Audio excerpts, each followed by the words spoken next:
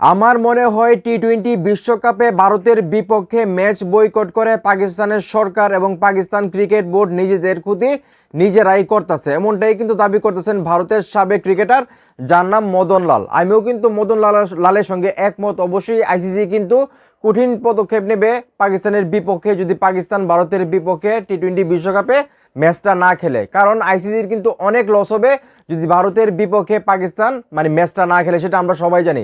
সেইখান থেকে কিন্তু আইসিসি অবশ্যই সহজে আসলে পাকিস্তানকে ছেড়ে দেবে না। আমরা সবাই জানি বাংলাদেশের জন্যই কিন্তু পাকিস্তান এই সিদ্ধান্ত নিয়েছে যে ভারতের বিপক্ষে যে ম্যাচটা আছে তাদের, সেই ম্যাচটা তারা বয়কট করবে। তো মদনলাল কিন্তু আরও অনেক কথা বলছে, সেই কথাগুলো আমি আপনাদেরকে পড়ে শোনাচ্ছি।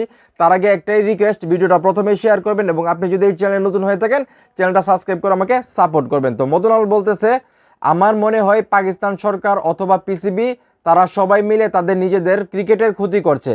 এভাবে তাদের সমস্যার সমাধান হবে না, কাউকে তো সঠিক চিন্তা করতে হবে।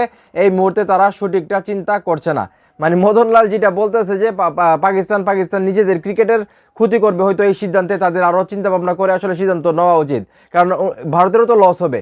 পাকিস্তান যদি টি-20 বিশ্বকাপে ভারতের বিপক্ষে না খেলে আইসিসির যেরকম লস হবে ভারতেরও কিন্তু সেরকম লসই হবে। তো সেইখান থেকে হয়তো বা আইসিসির সাথে সাথে ভারত ক্রিকেট বোর্ডেরও মাথা নষ্ট হয়ে গেছে। তো যাই হোক, আসলে এখন এই মুহূর্তে যারা আমার এই ভিডিও দেখতেছেন, আপনারাও কি মনে করেন যে পাকিস্তান আসলে ভারতের বিপক্ষে টি-20 বিশ্বকাপের ম্যাচটা বয়কট করে আসলে তারা নিজেদের ক্ষতি নিজেরা করতেছে?